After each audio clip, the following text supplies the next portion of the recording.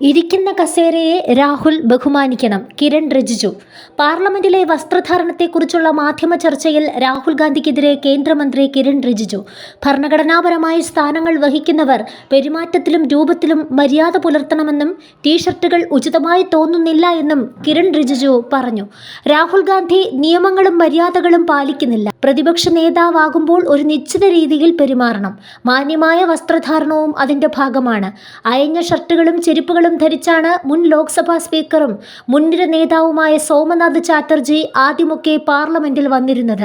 എന്നാൽ സ്പീക്കർ ആയതോടെ അദ്ദേഹം വളരെ മാന്യമായി വസ്ത്രം ധരിക്കാൻ തുടങ്ങി.